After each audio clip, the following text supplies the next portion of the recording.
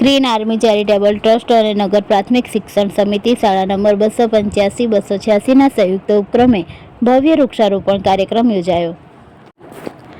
પર્યાવરણ સંરક્ષણ અને હરિયાણા સુરતના સંકલ્પ સાથે green army charitable trust Surat તથા નગર પ્રાથમિક શિક્ષણ સમિતિ સંચાલિત શાળા નંબર 285-286ના સંયુક્ત ઉપક્રમે 80મા સ્વાતંત્ર્ય પર્વના દિને શાળા પરિસરમાં એક ભવ્ય વૃક્ષારોપણ કાર્યક્રમનું આયોજન કરવામાં આવ્યું હતું।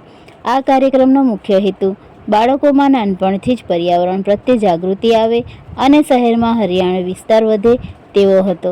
કાર્યક્રમ દરમિયાન શાળાના બાળકો, શિક્ષકો અને ટ્રસ્ટના સ્વયંસેવકોએ ઉત્સાહભેર ભાગ લઈને વિવિધ ઔષધીય અને છાંયડા આપતા વૃક્ષોના છોડ રોપ્યા હતા।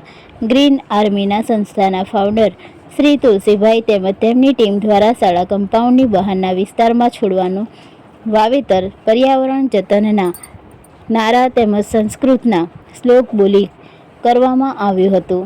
જ્યારે શાળાના પટાંગણમાં શાળાના આચાર્યશ્રી, શિક્ષિકા બહેનો તેમજ વિદ્યાર્થિનીઓએ ફૂલ છોડ તેમજ જરૂરી રોપાઓ રોપ્યા હતા। રોપાઓના જતન માટે ઇકો ક્લબની સમિતિના ભાવિની બેન હળપતિ, હેતલ પટેલ, નિશાબેન કુજરીવારી તેમજ ફાલ્ગુની બહેન મહેતા અને શાળાની વિદ્યાર્થિનીઓએ જવાબદારી લીધી હતી। શાળા બાગના વિકાસ માટે વિદ્યાર્થિનીઓના જન્મદિને ચોકલેટના બદલે કુંડા અથવા રોપા લઈ જન્મદિનની ઉજવણીની પહેલ કરવામાં આવી હતી, જે વાલીઓએ વધાવી લીધી હતી।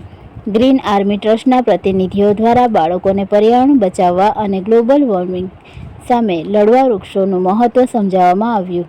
શાળાના આચાર્યશ્રીઓ તેમજ વાલીઓ દ્વારા ગ્રીન આર્મી ચેરિટેબલ ટ્રસ્ટની આ સામાજિક પહેલને બિરદાવી હતી અને ભવિષ્યમાં પણ આવા પર્યાવરણલક્ષી કાર્યક્રમો યોજવાની કટિબદ્ધતા દર્શાવી હતી। કાર્યક્રમના અંતે શાળા પરિવાર દ્વારા તમામ સહભાગીઓ જેમ કે ગ્રીન આર્મી ટ્રસ્ટ રોપા દાનમાં આપનાર કિશનકુમાર હળપતિ, હાર્દિકભાઈ, લેક્ચરર વિરલભાઈ કેદારિયા તેમજ વાલીઓનો આભાર માનવામાં આવ્યો હતો।